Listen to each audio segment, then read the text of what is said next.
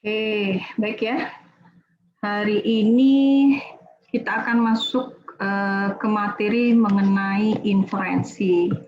Ya, jadi kalau yang kalian pahami kemarin kita sudah masuk ke tahapan gitu ya, dari akuisisi, representasi, dan sekarang kita masuk ke inferensi. Nah, inferensi itu sendiri apa sih gitu ya? Jadi inferensinya adalah proses dalam sistem pakar untuk menghasilkan sebuah informasi baru.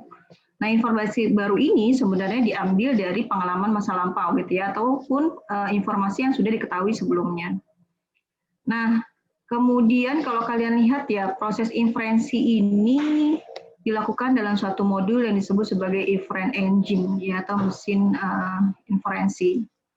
Kemarin kita sudah belajar metode-metode apa saja yang digunakan di dalam melakukan representasi pengetahuan. Ada yang masih ingat nggak apa saja? Ada yang masih ingat metode representasi pengetahuan?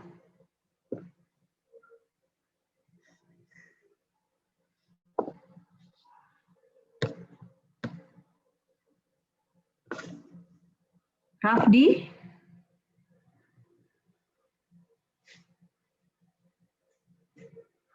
Rafdi ingat?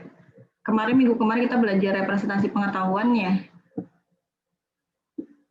Atau Aris Dwi Prasetyo?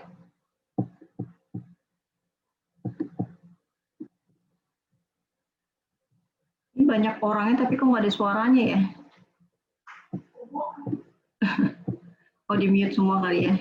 Ini di Lagi mute. ngerjain pretest kali, Bu. Kemarin kita sudah belajar ada OAV, Object Attribute Value, ada menggunakan berbasis rule, berbasis logika, frame, ya. Kemudian proposisi predikat, ya, sama semantik, ya, seperti itu.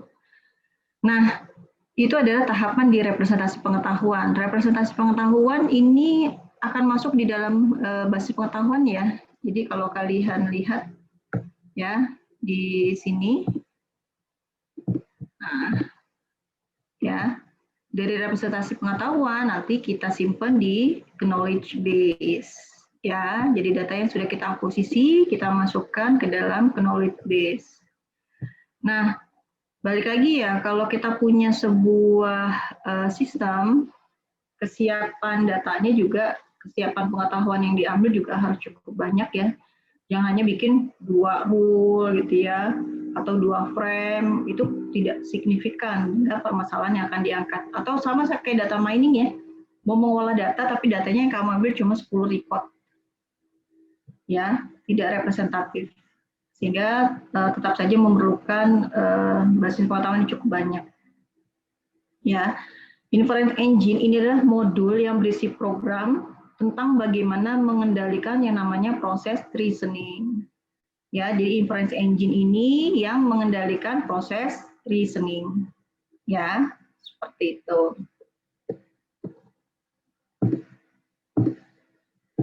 Nah, reasoning itu sendiri apa sih gitu ya? Jadi kalau kita lihat ya, proses bekerja dengan pengetahuan, fakta, dan strategi dari sebuah pemecahan masalah untuk mengambil suatu kesimpulan. Ya, jadi berpikir dan juga mengambil sebuah kesimpulan. Jadi inferensi ini akan dipengaruhi oleh metode reasoning yang digunakan. Nah, ada beberapa model penalaran ya, kita bisa pakai deduktif, induktif, abduktif, analogical, atau common sense, ya, common sense reasoning. Ini beberapa pendekatan yang bisa kalian gunakan di dalam membuat reasoning ya, di dalam sistem pakar. Nah, ada yang namanya deduktif ya. Kalau menggunakan deduktif, ini bisa mengedukasi informasi baru dari hubungan logika pada informasi yang telah diketahui. Ya, jadi dia akan mengambil kesimpulan berdasarkan informasi yang sudah ada. Ya, misalkan contoh ya, saya akan basah kuyup jika berdiri di tengah-tengah hujan deras. Kemudian ada sebuah pernyataan, saya berdiri di tengah-tengah hujan deras. Dari sini kita bisa langsung mengambil kesimpulan kan gitu ya. Ada sebuah pernyataan, ya. Di sini ada informasi sebelumnya, kemudian di pernyataan yang ada, fakta-fakta yang ada saat ini, kita bisa langsung menarik sebuah kesimpulan. Kalau berdiri di tengah-tengah hujan deras, pasti akan basah kuyup. Ya, jadi ini yang disebut dengan deduktif, ya. Jadi dia mengambil gitu ya informasi baru dari informasi yang sudah ada. Ya. Nah, bisa juga dibuat seperti ini ya untuk menyederhanakan sebuah proposisi. If A is true and if A implikasi B is true, then B is true. Ya, ini contoh dari sebuah deduksi. Ya, dari umum ke khusus. Ya. Nah, ada juga yang namanya induktif. Ya, kalau induktif ini kebalikan dari deduktif ya.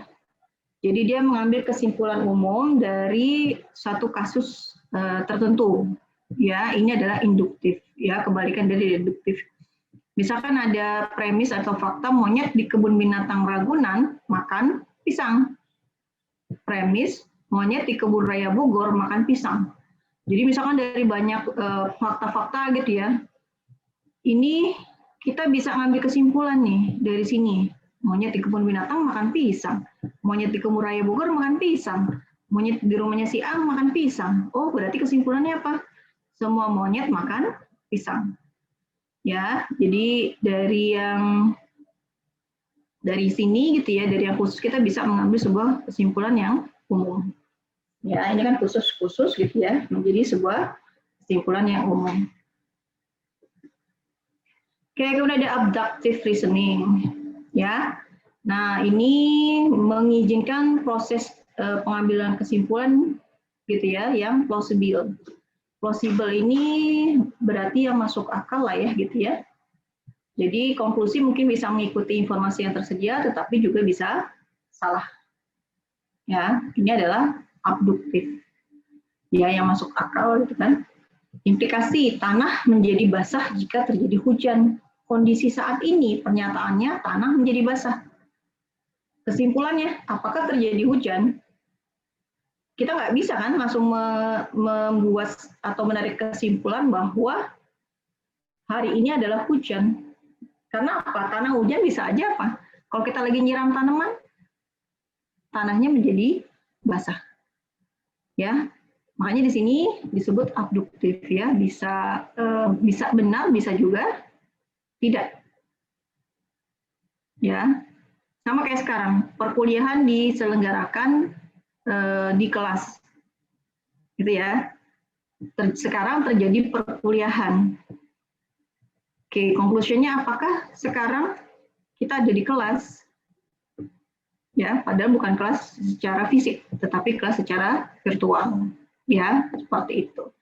Jadi ini penalaran yang masuk akal lah, seperti itu. Ya, jadi kalau ini bahasa ini kan belum tentu hujan, bisa aja ketika kita menyiram pohon, ya tanaman, tanah di sekitarnya menjadi hujan. Atau ada orang lagi nyuci kendaraan, mobil, motor gitu ya. Jadi dia di atas, airnya turun ke bawah sehingga basah semua. Ya. Oke. Nah, kemudian ada analogical reasoning. Ya, jadi ini kita bikin pemodelan untuk membantu memahami situasi baru atau sebuah objek yang baru. Ya, jadi kita menggambar analogi antara dua objek atau situasi, kemudian melihat persamaan dan perbedaan untuk memandu proses reasoning. Contoh ya, ini contoh pertama. Ica rajin belajar. Ica mendapat beasiswa. Analoginya adalah Aca rajin belajar, berarti apa? Aca mendapat beasiswa. Ya, ini analogi, dianalogikan. Ya. Kemudian contoh yang kedua ya, penyakit yang disebabkan oleh virus susah diobati. Nah, COVID penyakit yang disebabkan oleh virus, berarti apa? COVID susah diobati. Ya, ini adalah sebuah analogical. Ya, seperti itu. Nah, ada juga common sense reasoning. Ya, jadi ini Kalau kita lihat ya melalui pengalaman, manusia belajar untuk memecahkan masalahnya secara efisien, menggunakan common sense untuk secara cepat memperoleh suatu solusi. Nah, dalam sistem pakar dapat dikategorikan sebagai heuristik. Ya, heuristic search ini bersifat best first search. Digunakan pada aplikasi yang membutuhkan solusi yang cepat. Konsepnya seperti apa? Kayak misalkan ya kita ke suatu tempat, paling sederhana gitu ya. Kalau sekarang kita jalan-jalan ke mall itu kan, mall-mall sekarang besar-besar banget ya. Jadi ketika kita mau membeli sesuatu, biasanya kita akan cari kan lantai berapa ya. Nah, kita sudah ketemu lantainya, tapi tempatnya di mana ya? Kalau kita baru datang, mungkin akan lama tuh. Cari dulu petunjuknya. Setelah itu, petunjuknya sudah dapat, kalian akan cari lokasinya kan gitu. Ya, lokasinya belum tentu langsung ketemu. Ya, seperti itu. Nah, ketika kalian sudah terbiasa kepada suatu permasalahan, ini akan lebih cepat untuk sampai ke tempat tujuan. Ya, jadi pencarian ruang yang sangat besar untuk mencari nilai yang paling optimal. Ya, itu adalah heuristik. Ya, jadi kayak di kalian baca nggak?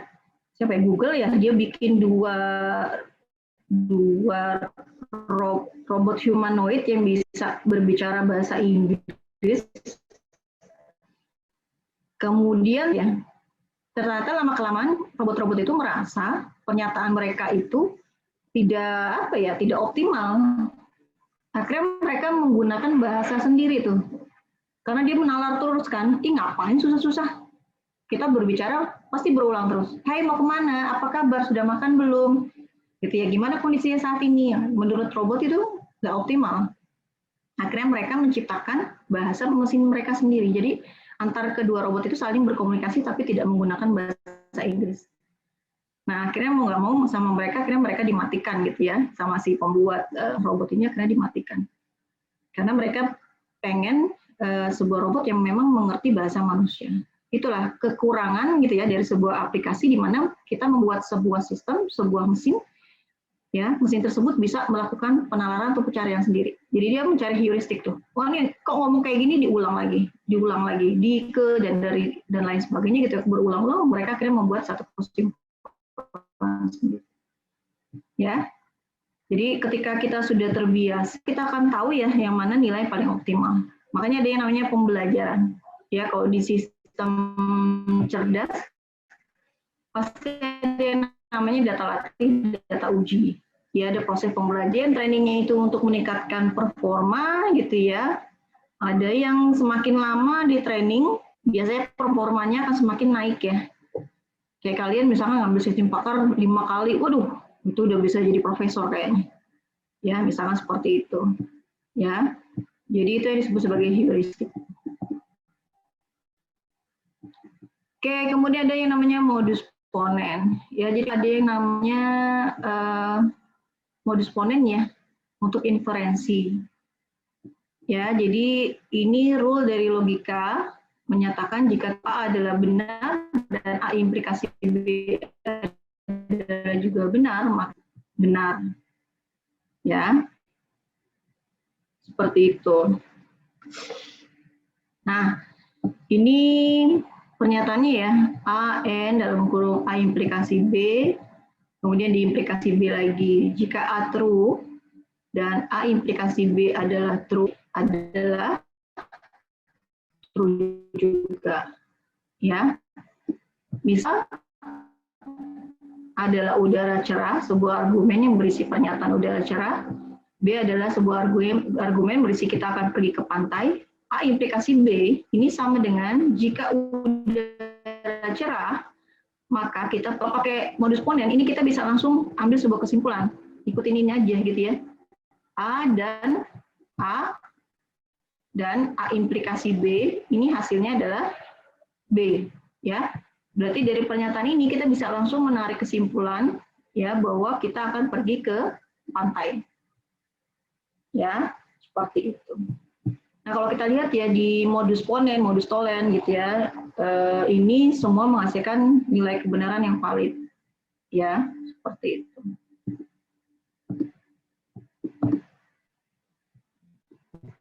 Oke, kemudian inference dengan rule, ya, ini pakai forward dan backward, ya. Nah, inferensi pakai rule ini implementasi dari modus ponen, ya, direfleksikan dengan mekanisme pencarian.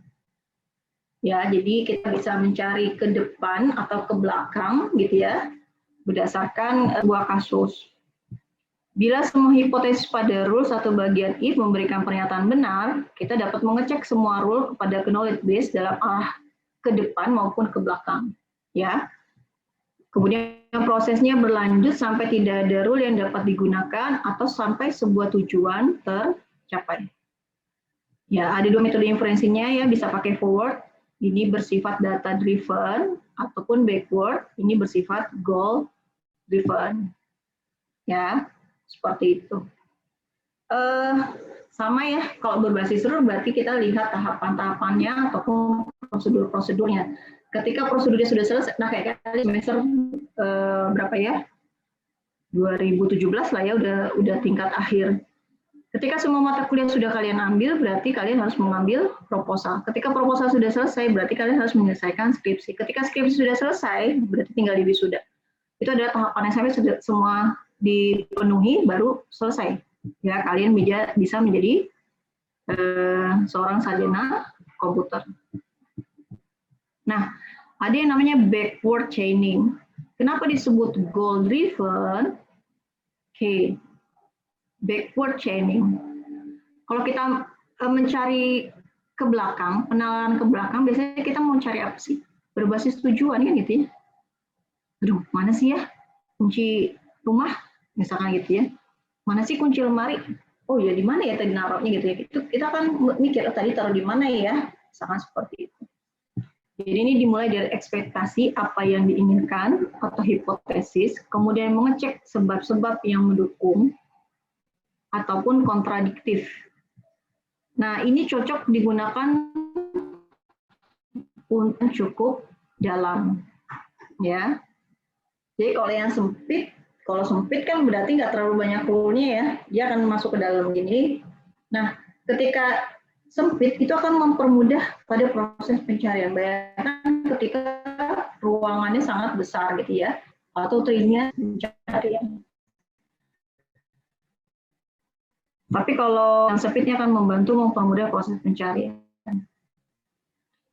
Kemudian sifat ini baik digunakan untuk diagnosa, ya biasanya kan dokter akan berpikir ya, oh ini penyakit kayak gini nih biasanya gejalanya apa aja, dia kan akan berpikir gitu ya. Dia akan menelusuri obatnya apa ya biasanya ya. Nah, muncul obat-obat baru itu biasanya berdasarkan kasus-kasus sebelumnya. Ya, seperti itu. Atau sama ya, kayak sekarang lagi bikin antivirus, apa namanya tuh? Kalau orang dibuat antibodinya? Vaksin, Bu. Vaksin. Vaksin, Bu. Ya, vaksin itu kan juga sama ya. Berarti dia menelusuri ke belakang. Ya, dilihat DNA-nya, dilihat lagi gitu ya, apa saja yang bisa menyebabkan dia bertahan atau dia tidak kuat dan sebagainya. Menelusur dari masa sekarang ke masa lalu ya, itu backward. Bekerja dari konsekuen, ya dari kesimpulan ke antecedent, ya dibalik. Berbasis tujuan, jadi dia top down, ya kesimpulannya baru dia ketemukan.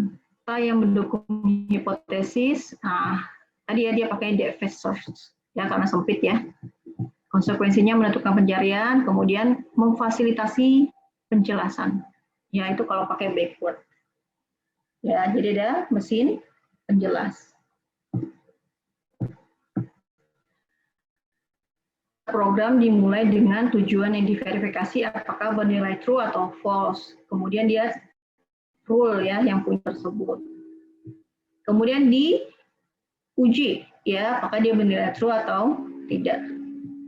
Nah, pertama dicek apakah ada pernyataannya. Jika pencarian di situ gagal, ya di aturan itu gagal, maka expert system akan mencari rule yang lain.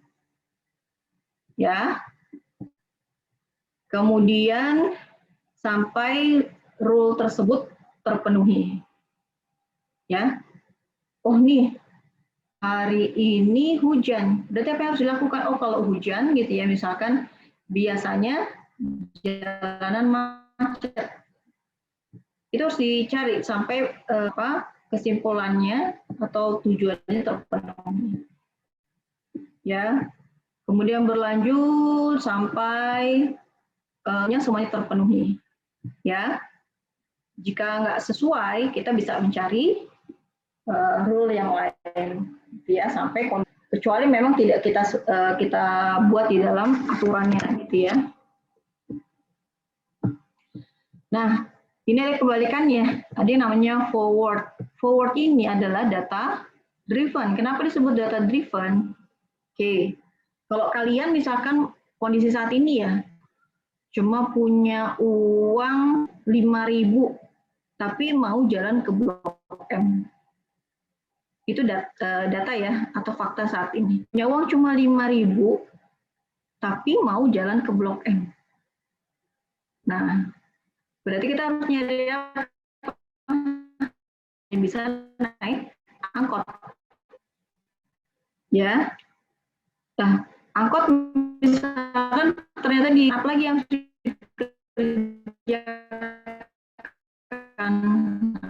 tadi itu adalah berorientasi ke melakukan pencarian dari suatu masalah pada solusi. Ya, jika fakta-fakta sesuai dengan situasi, maka proses akan mengesearch konklusi. Ya, tersedia dan baru konklusi diperoleh. Ya, seperti itu.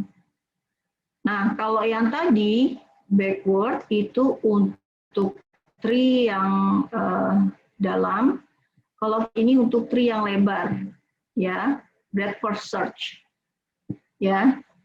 Jadi kalau untuk forward kita akan lebih mudah, gitu ya, dalam bentuk tree yang lebar. Sifat forward good for monitoring, planning, and control, ya. Jadi dia bagus untuk monitoring. Nah, kondisi dari saat ini ke future, ya, bekerja dari antecedent ke subsequent, jadi dari fakta-fakta dulu baru nyari kesimpulan. Data driven, jadi sifatnya adalah bottom up, ya, dari fakta-fakta dulu baru cari kesimpulan. Ya, memfasilitasi breadth first search. Nah, antecedent menentukan proses pencarian. Nah, tidak ada mesin penjelas, ya, kalau kita menggunakan forward. Karena kita langsung bisa memberikan sebuah kesimpulan. Ya, ini karakteristik ya, perbandingan saja, gitu ya. Forward perencanaan, monitoring, control, backward untuk diagnosa, forward untuk masa depan, backward untuk masa lalu. Ini juga yang antecedent ke konsekuen, kalau yang di backward dibalik konsekuen ke antecedent. Ya, memandu penalaran dari bawah ke atas, kalau ini dari atas ke bawah, ya. Bekerja untuk mendapatkan solusi mengikuti fakta, kalau ini ke belakang mendapatkan fakta yang mendukung hipotesis. Tidak pakai breadth first search, ini depth first search. Ini antecedent yang menentukan pencarian, penjelasan. Sedangkan di forward ini tidak perlu, ya, tidak difasilitasi.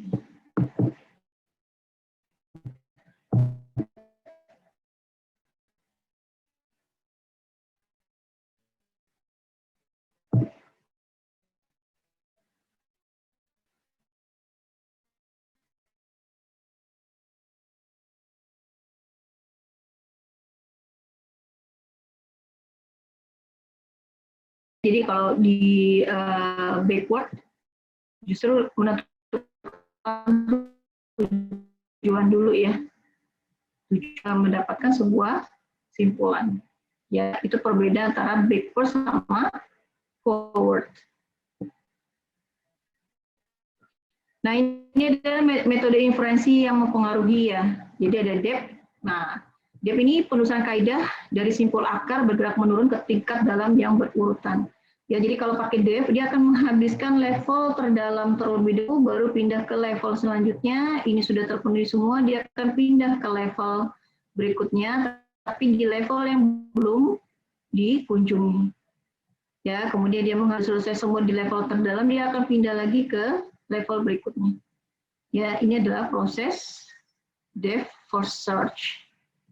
Kalau breadth first search ini justru kan simpul yang ada pada setiap tingkat dulu. Jadi dia akan menghabiskan level 0, ya level 0-nya dulu, ya pindah sampai semua level terpenuhi. Kalau base ini kombinasi ya, jadi kalau misalkan dia ketemu 7 ya dia langsung aja begini.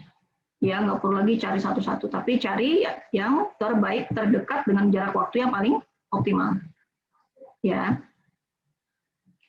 Nah, ini ada contoh sistem pakar, misalkan penasihat keuangan. Ya, kasus berkonsultasi apakah tepat jika dia berinvestasi pada stok IBM. Nah, ini ada variabel-variabel ya. A memiliki uang $10.000, berusia kurang dari 30, tingkat pendidikan pada level college, pendapatan minimum per tahun $40, investasinya di bidang sekuritas ya sampai dengan G. Nah, setiap variabel ini bisa bernilai true atau false. Ya, jadi kita mengidentifikasi variabel-variabelnya terlebih dahulu. Ya, sama kayak misalkan kita mau menentukan aturan, berarti kan kita harus menentukan variabel dulu ya. Oh iya ya, mahasiswa bisa ikut ujian apa saja variabelnya ya. Mahasiswa sudah melakukan pembayaran. Mahasiswa datang pada saat ujian, misalkan gitu ya. Mahasiswa mencetak kartu ujian. Itu variabel-variabelnya kita sebutkan dulu. Baru nanti kita bikin aturannya. Ya. Oke, ini ternyata diulang ya. Oke, ini variabelnya, kemudian ini faktanya ya. Si user memiliki data uang $10.000, usianya 25 tahun. Nah, dia ingin meminta nasihat apakah tepat jika berinvestasi pada IBM stock. Ya. Nah, ini adalah rule ya, rule yang terbentuk dari pernyataan-pernyataan yang tadi ya, yang ada di sini ya, dari variabel-variabel atau pernyataan yang ada. Jika seseorang memiliki uang sekian, jika memiliki pendapatan sekian, dan seterusnya, ini kita buat dalam bentuk rule. Kebetulan ini rule-nya yang terbentuk hanya ada 5. Ya, ini bisa disesuaikan. Nah, kalau kalian lihat ya, kalau kita belajar logika, sebuah argumen atau pernyataan yang panjang ini bisa kita representasikan dalam sebuah variabel ya. Jadi untuk mempersingkat kita bentuk dalam sebuah variabel. Misalkan if yang pertama ini memiliki uang $10.000, ini kita tulis dengan variabel A, atau bisa juga kalian lihat di sini ya, A punya uang sekian, B sekian gitu ya. Untuk apa ini? A, B, C, D, untuk membantu mempermudah pada saat proses pencarian. Jadi nggak terlalu banyak memori yang digunakan, hanya tinggal merefer saja gitu ya. Jadi rule yang kedua misalkan, rule yang kedua if D and C, then F. Ya, ini dari sini ya sebenarnya ya. Simplifikasi rule ini dari pernyataan-pernyataan ini.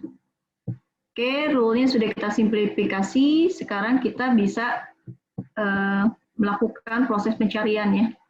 Nah, ini pakai backward chaining ya. Sorry. Nah, kalau pakai backward chaining berarti kita berasal dari simpulan yang paling akhir.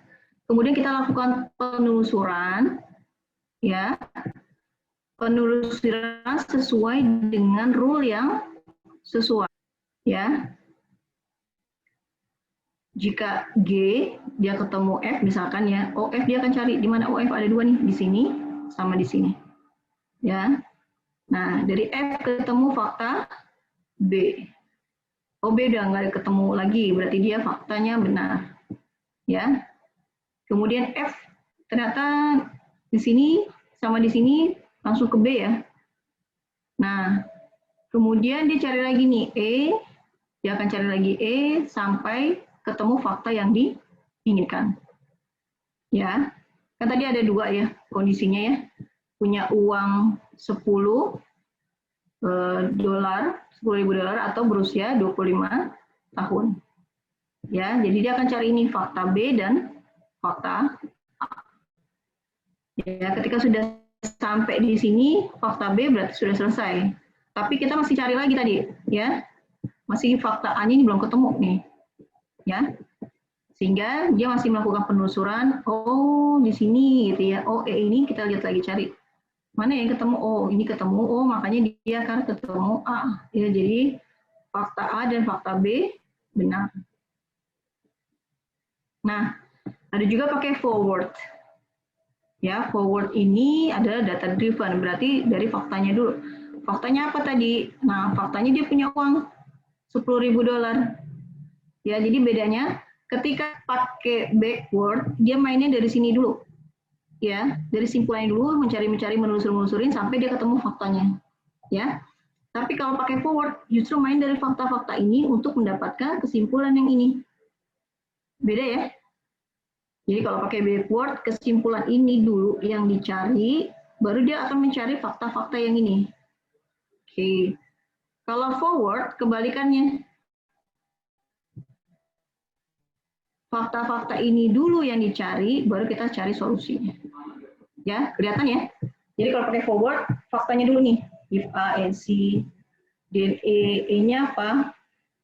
True. Dia akan cari lagi. Oh, ketemu B, B and E dan F. F apa lagi? Dia akan cari. Oh, F dan G. Berarti nanti kesimpulannya dia boleh apa? Investasi ya. Nah, investasi pada IBM. Gitu ya, paham ya? Beda forward sama backward. Ya, forward mainnya dari fakta-fakta dulu, sedangkan kalau backward dari kesimpulan dulu, baru nyari faktanya apa. Ya, kayak dokter kan, sakitnya apa? Batuk. Sakitnya apa? Pilek. Sakitnya apa? Nggak nafsu makan misalkan. Dia akan menelusur, oh kalau gejala kayak gini nih, nanti biasanya sakitnya apa ya? Gitu. Ya, itu bedanya. Oke, tapi di inference rule ini ada permasalahan. Ya, walaupun disebutkan juga ya, efektif, tapi ada keterbatasan. Misal, semua burung dapat terbang. Ya, posisi 2, burung unta adalah burung. Conclusion-nya burung unta dapat terbang, padahal kondisi tersebut tidak valid. Ya, kalau dilihat dari proses penarikan kesimpulannya valid, ya, tetapi kondisi realnya tidak benar, ya. Jadi kalau kita buat di sini pakai aturan penarikan kesimpulan ya benar karena ngambilnya dari sini, ya, sesuai dengan fakta-fakta atau premis-premisnya. Tapi kondisi ini tidak sesuai, jika kita harus mencari teknik inferensi yang lain, gitu ya, memakai frame kah, OAFIC atau yang lain ya. Nah, fungsi inference engine ya menentukan aturan, memberikan pertanyaan, menambahkan jawaban gitu ya pada working memory, mengambil fakta baru, menambahkan fakta, mencocokkan. Ya, jadi ada proses pencocokan pernyataan atau argumen.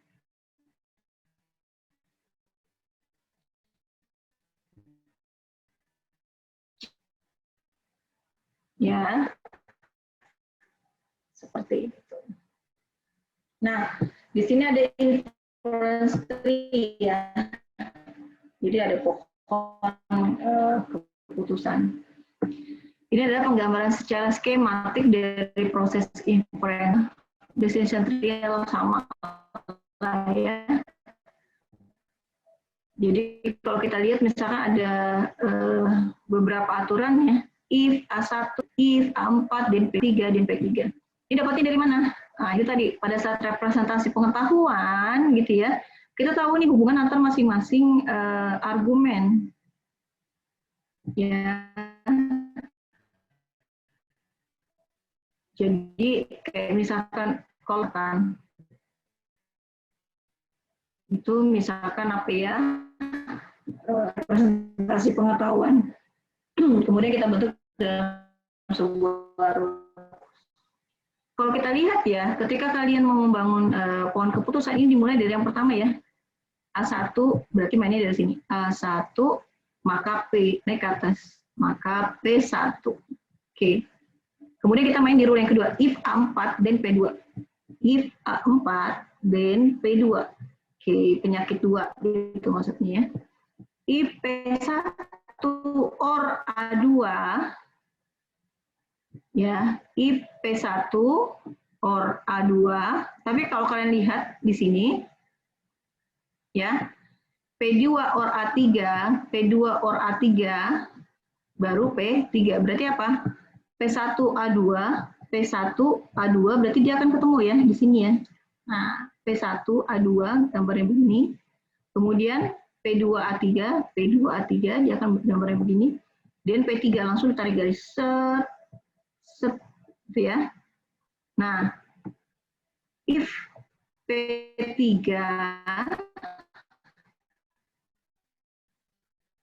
oke.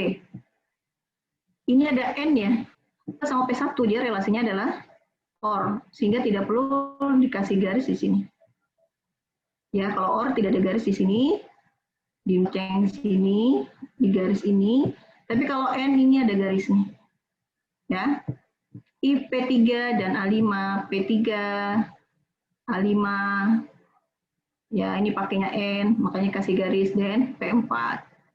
Jika P3 dan A6, P3 dan A6, maka P5. Ya, itu cara membangun rule. Kalau mau dari sini juga boleh gitu ya, kalian menentukan di atas dulu baru turun ke bawah, nggak masalah. Ya.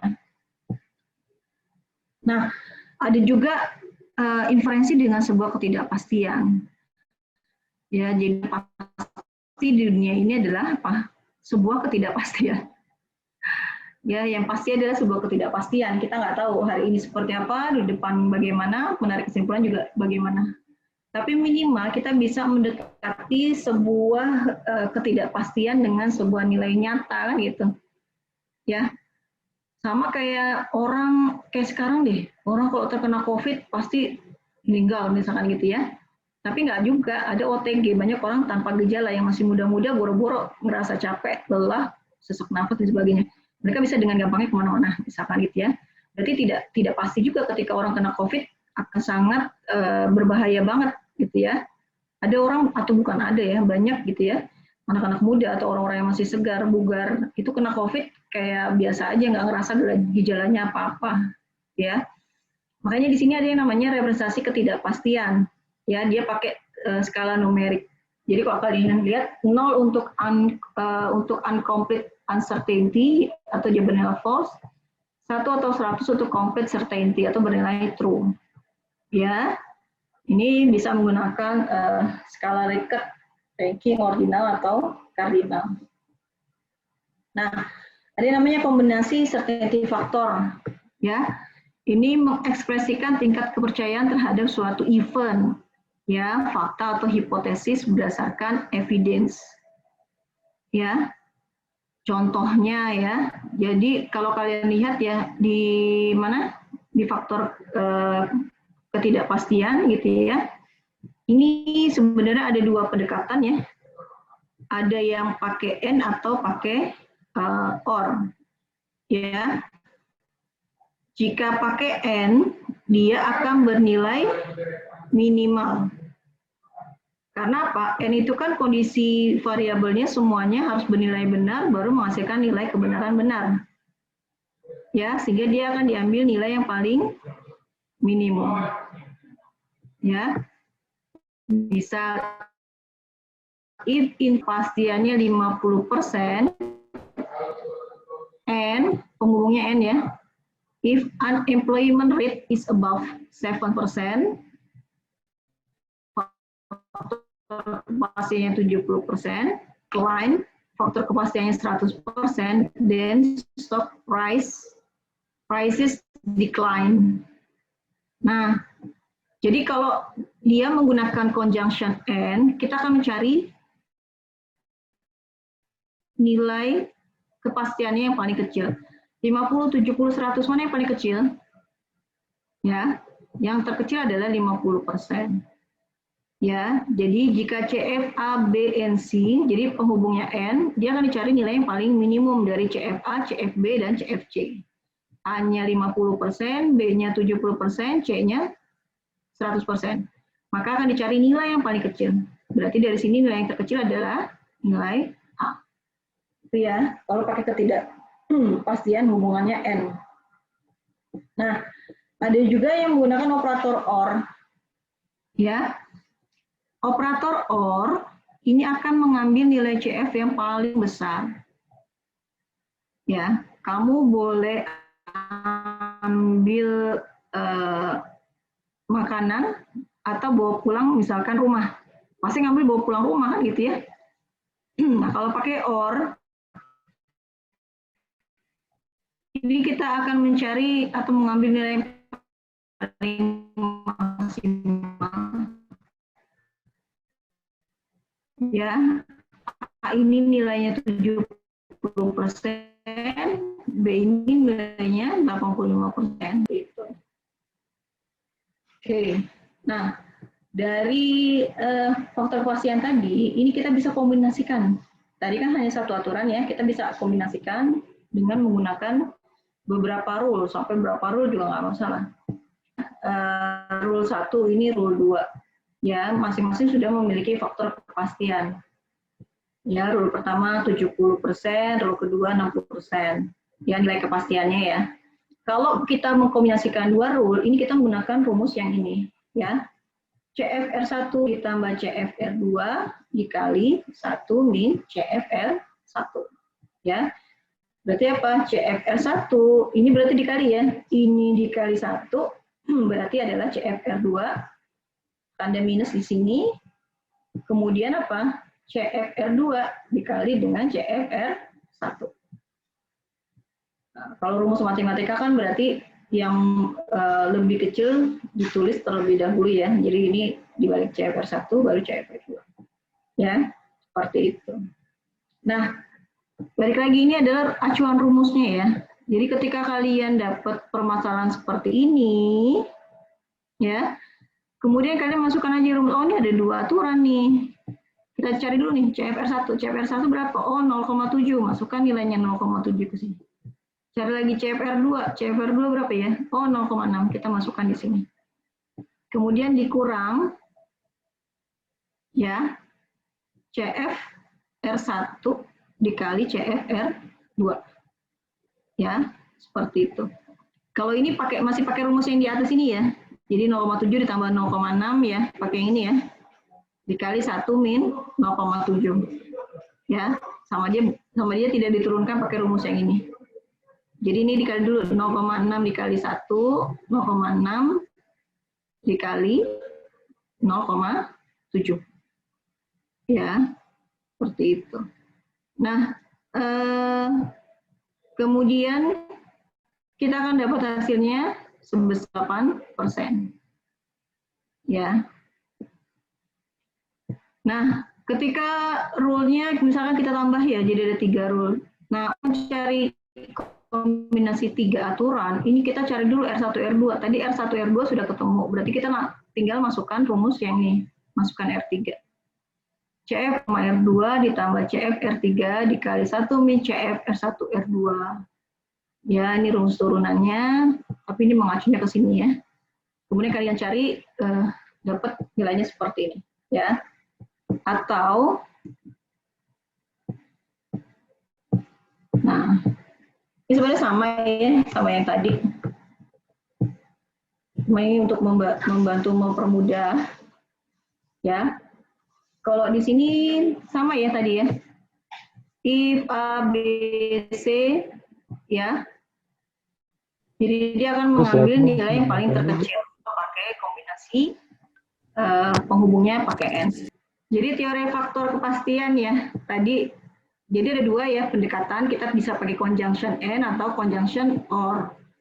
Ya, kalau pakai and ini kita akan mengambil nilai dari masing-masing pernyataan yang paling minimal. Ya. Kenapa minimal? Karena ketika kalian menggunakan and ini semua kondisi kan harus terpenuhi ya. Jadi makanya kita akan ambil nilai yang paling minimal. Kalau kita mengambil nilai yang 100%, otomatis nilai yang paling bawah ini tidak tercover kan gitu. Atau tidak merepresentasikan dari sebuah penarikan kesimpulan yang benar. Tapi kalau kalian mengambil 50%, otomatis yang di atasnya bisa. Sama kayak Word ya. Word 93 itu bisa digunakan di mana saja. Ya. Tapi ketika kita gunakan Word yang extensionnya sudah lebih tinggi, itu kita gunakan di Word 93 nggak kebaca, misalkan seperti itu. Ya, nah kemudian juga ada kombinasi dari conjunction pakai or. Kalau pakai or, ini kita akan menggunakan atau mengambil nilai faktor kepastian yang terbesar. Ya, seperti itu. Karena bisa iya, bisa tidak. Ya, seperti itu. Kayak dokter ya, kalau penyakit, misalkan apa ya, penyakit batuk itu pasti ada flu, ada pusing. Misalkan kayak gitu ya. Faktor kemunculannya berapa persen nih? Kalau flu misalkan, oh pusingnya mungkin sekitar 70. Ya, tapi flu-nya 85%. Makanya kita pasti akan ambil nilai yang paling besar.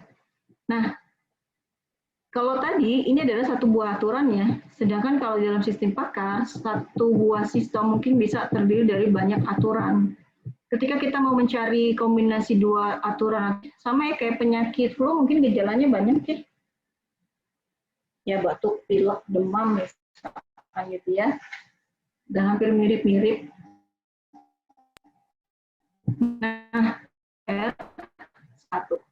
Ya, ini diturunkan CFR1, ini CFR2. Ya, kemudian nanti dikali ya. Ini CFR1, kemudian CFR1 dikali R2. Ya, jadi kalau kalian mau cari CFR3, ini wajib dicari terlebih dahulu, baru ini bisa dicari. Ya, seperti itu. Nah, misalkan di contoh ini ya, kombinasi baru pakai kombinasinya N. Nah, berarti faktor kepastian rumus rule ini berapa nih tadi? Ingat nggak? Kalau pakai N, berarti kita ambil nilai yang paling terkecil. Minimal. Berarti ini berapa nilai rule ini? Berapa? 50%. 50%. Oke ya. Sekarang kita cari. Nah, ini ada rule lagi ya. CF-nya 70%, pakai relasinya atau penghubungnya adalah OR. Yang kedua, faktanya 80%. Ya, jadi untuk rule yang ini, faktor kepastiannya berapa persen? 80. 80%. Oke. Nah, kemudian ada studi kasus ya. Jadi tadi sudah dapat masing-masing rule-nya, udah dapat nilainya. Sekarang kita mau kombinasikan. Ya. Jadi jika jumlah lulusan tinggi, maka mahasiswa baru meningkat. Ya. Kita akan cari ya, ini tinggal masukin rumus yang ini, masukin nilai rule 1, rule 2, rule 1, rule 2, ini dijumlahkan, yang ini dikalikan. 0,5 dikali 0,8. Ya, hasilnya 1,3 dikurang 0,4. Berarti ada 90% kemungkinan mahasiswa baru meningkat. Nah, RCF untuk S1, R2 sudah dapat. Sekarang kita tambahkan dengan rule yang ketiga. Ya, rule yang ketiga berapa nilai kepastiannya? 0,85%. Efek kombinasinya bagaimana dihitungnya? Nah, ya. Jadi kalau kalian lihat di sini ya, tinggal masukkan nilai R1, R2 ditambah CFR3 berarti nilai yang baru ya. Dikurang CFR1, R2 yang tadi kita sudah temuin gitu ya. 0,9 dikali CFR3. Ya, seperti ini. Ini dikalikan, ini dikalikan, kemudian tinggal dikurang, hasilnya seperti ini. Oke. Nah, ini ada studi kasus nih. Ya, ada R1, R2, R3. Ditanya CF R1. Oke, cara mencarinya bagaimana? Ada R1, ada 2 pernyataan mahasiswa rajin, mahasiswa tekun. R2 mahasiswa pandai, mahasiswa cerdas, mahasiswa tekun. Ini relasinya pakai OR. R1 pakai N. Yang ditanya faktor kepastian R1. Gimana tadi cara mencarinya?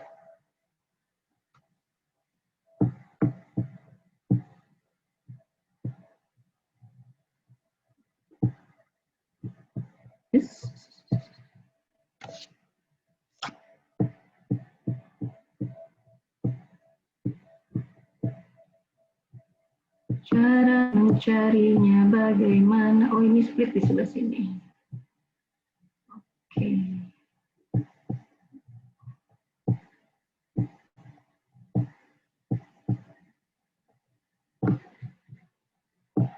Ini mesti kelihatan nggak? Yang saya share kelihatan nggak? Masih Bu. Kelihatan, Bu. Akunnya hilang lagi nanti. Oke, kita lihat di sini ya. Nah, berarti yang pertama yang harus kalian lakukan adalah lihat aturan yang di sini. Oke ya. CFR1.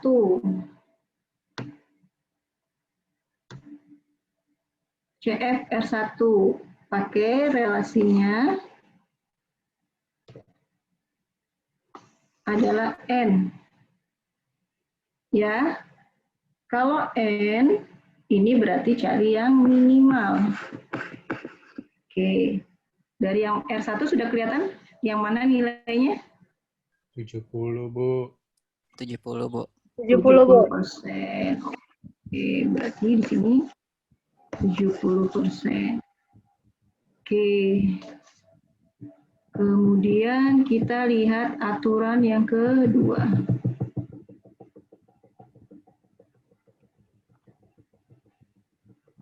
Nah, ya, rule 2 ini menggunakan penghubung OR. Ya, sorry ini masih ini. Nah, kalau OR berarti kita ambil nilai yang paling besar. Berarti CFR2 berapa nilainya? 80%. Bu. Ada 3 ya, 60. 10% Bu. 80%. Oke.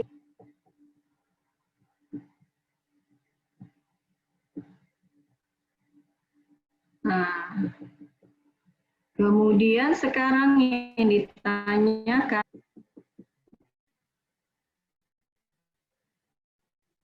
berapa tadi nilainya? Sama 80 ya. 70 sama 80.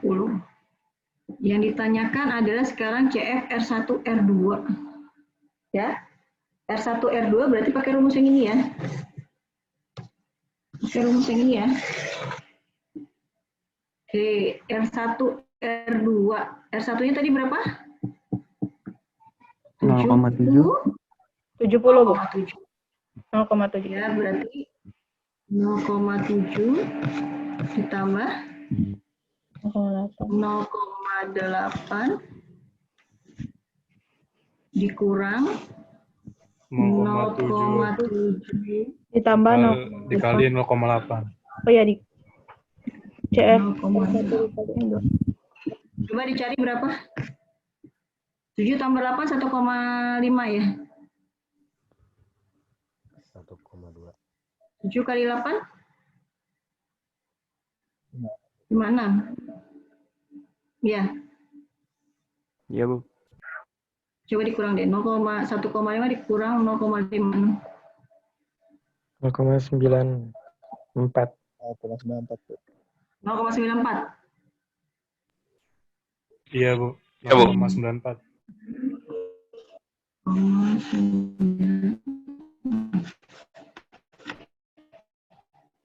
Berarti 94% kita mahasiswa mudah mendapatkan pekerjaan untuk rule yang kedua. Ya, ini berarti rule yang kedua ini 94%. Ya. Kemudian ada pernyataan lagi disuruh cari apa? CF, R1, R2, R3. Nah, ini juga sama. Kita sudah dapat nilai untuk CF R1, R2, maka nanti ini tinggal kita masukkan ke nilai yang di atas. Ya. Nah, sekarang R3-nya berapa nilainya? Nilai kepastiannya. Oh, dia 75%. Ya, jadi kita hanya tinggal memasukkan rumus ini ke dalam rumus untuk mencari faktor pasien dengan 3 rule. Ini berarti CFR1R2-nya berapa tadi? 0,94, R3-nya 0,75 dikurang 94 dikali 0,75. Oke, silahkan dicari ya. Jadi nanti ketemu hasilnya. Jadi ini dulu dikerjakan gitu ya, baru hasil ini dikurang dengan nilai ini. Ya, ini untuk mencari faktor kepastian. Ya, seperti itu. Oke, ada pertanyaan? Kebayang? Tidak. Jadi nanti kalau kenapa mesti ada faktor kepastian gitu ya? Karena terkadang sesuatu itu kan tidak selamanya muncul ya. Kayak misalkan orang balik lagi tadi kasus yang paling lagi heboh ya, kayak COVID. Bapak sesak nafas enggak? Enggak. Ada gejala flu, batuk, pilek? Enggak. Tapi untuk yang punya penyakit, misalkan dia punya sesak nafas, dia akan ditanya, Bapak berapa persen? Jadi dia harus menghitung ya dari jumlah populasi. Nah, balik lagi siapa yang bisa menentukan faktor kepastian ini? Apakah kita sendiri sebagai seorang knowledge engineering atau siapa yang bisa menentukan berapa persen faktor kepastiannya? Kira-kira bagaimana cara mengantisipasinya?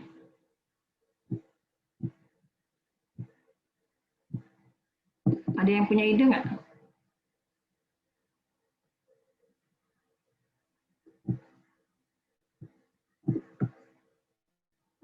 Kan tadi ya, kayak orang sakit ya, sakit COVID itu kan gejalanya ada yang memang terdeteksi, memang berpeluang sangat fatal. Ada yang terkena tapi tanpa ada sama sekali gejala. Dulu masih muda, sampai umur 40-an gitu ya, itu kalau saya kolesterolnya tinggi, saya nggak berasa apa. Sampai pernah 360 itu saya nggak berasa apa-apa. Nah, tingginya gitu, berasa nggak ngapa. Tapi sekarang, ini ketika saya kolesterolnya tinggi, itu saya baru berasa. Semakin berusia saya tahu ketika saya kolesterolnya tinggi, faktor kepastian orang memiliki gejala ini dia akan menghitung kira-kira ya berapa persen orang yang memang punya gejala, berapa persen yang tidak. Nah, ya jadi kalau kalian lihat ya, menentukan faktor kepastian itu tidak bisa kita sebagai seorang knowledge engineer, tapi adalah pakarnya yang menentukan. Jadi nggak bisa sembarangan. Ya, apalagi nanti kalau mau diterapkan atau dipakai, ya nggak bisa sembarangan menentukan nilai faktor kepastian. Harus dari pakarnya. Yang menentukan cukup satu pakar atau 2 pakar ya, atau 1 pakar aja udah cukup, susah nyari pakarnya gitu ya. Sebenarnya validitas itu bagusnya 3 ya. Tapi kalau kalian terbatas ya silakan aja 1. Karena kan kemarin kita sudah belajar ya bahwa saat melakukan akuisisi itu kan banyak permasalahannya. Bisa saja pendekatan pakar berbeda-beda. Kata saya sih misalkan kalau orang kena COVID peluang batuk itu misalkan 100%. Tapi dokter yang satu bilang, enggak, banyak orang yang kena COVID misalkan nggak batuk, berarti 50%. Itu tadi menurut kalian 1 saja sudah cukup, ya itu tadi ya. Kayak dokter saja kan pendekatannya bisa berbeda-beda ya. Ada yang dokter sukanya, misalkan pengobatannya pakai herbal, tidak terlalu banyak efek samping, walaupun pelan ya penyembuhannya, tapi hasilnya optimal. Ya, seperti itu.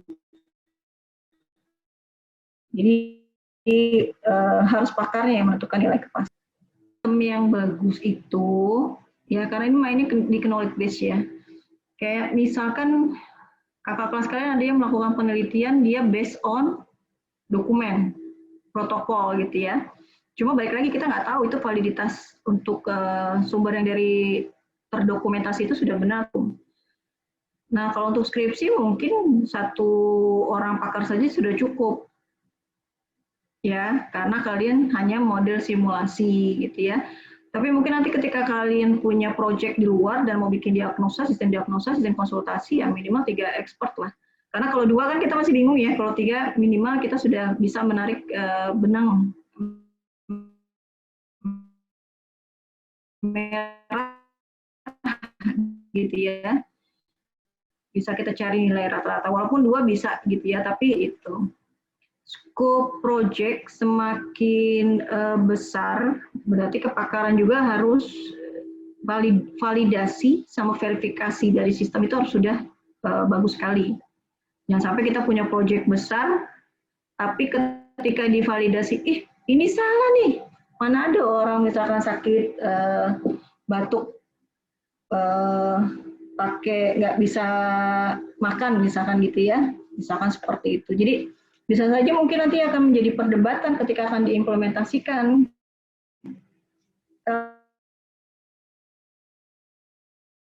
Minimal errornya, deviasinya itu lebih kecil.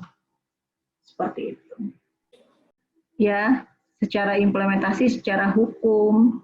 Nah, secara materi ini maksudnya gini, ketika kita tahu kos kita terbatas, ya berarti kita harus cari alternatif yang lain, atau kita sudah melakukan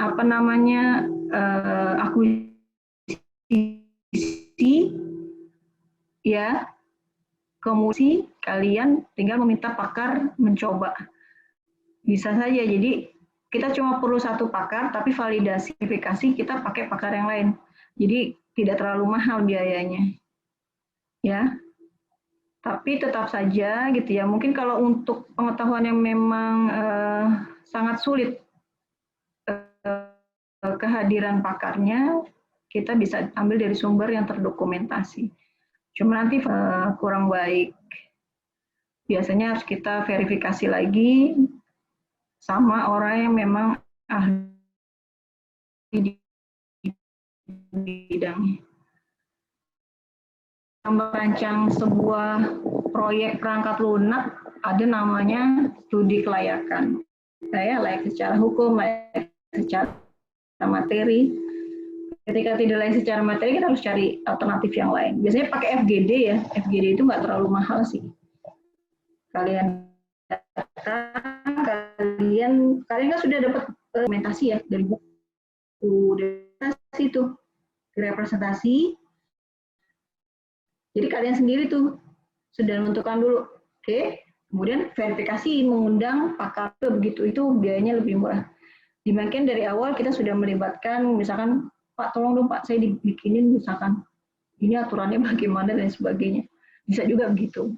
Tapi balik lagi harus engineer ini harus memiliki kemampuan proses merepresentasi yang bagus ya, proses analisis inferensi dari kasus-kasus sebelumnya. Jangan sampai tadi dia membuat sebuah aturan tapi sebenarnya salah.